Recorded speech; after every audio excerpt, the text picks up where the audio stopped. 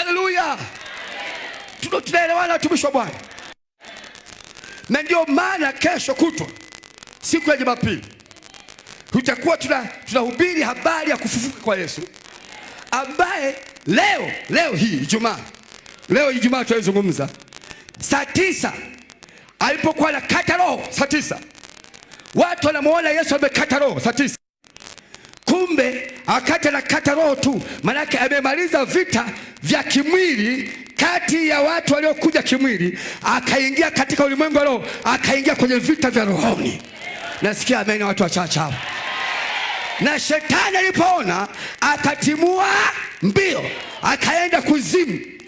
Akaenda kuzimu, Yesu akasema mimi na wewe leo hatulali usingizi. Ngoma hii hailali usingizi. Pia kelele sema amen.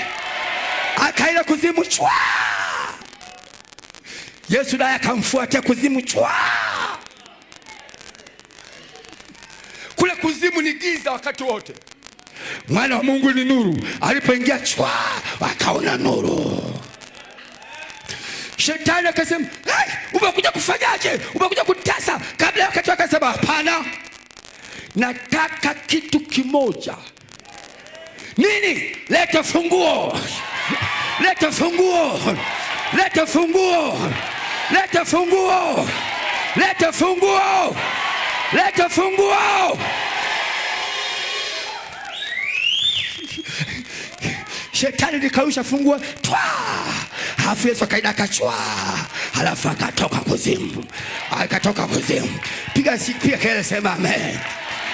Akakutana Yohana alipomuona Yesu akitoka kuzimu, hakuwa Yesu aliyekuwa anamfahamu. Alimuona anawaka kama nuru. Aliona macho yake yanawaka kama jua. Aliona sura yake kama moto. Aliona miguu yake kama shaba iliyosuguliwa. Aliona, akaanguka chini. Akasema, hey! Akamwambia, Yohana, usilie. Usilie.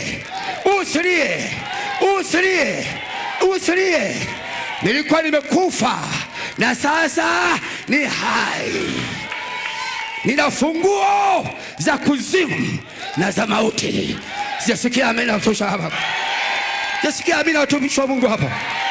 Zile funguo hakwenda nazo mbinguni, kwa sababu zile funguo hazina kazi mbinguni. Alimtafuta Petro, alimtafuta Yohana, alimtafuta Mariamu, akamwambia Petro, nilikwambia nitakupa funguo ambazo utafunga duniani na mbinguni utafungwa. Utafungua duniani na mbinguni utafungua. Sasa kapokea funguo.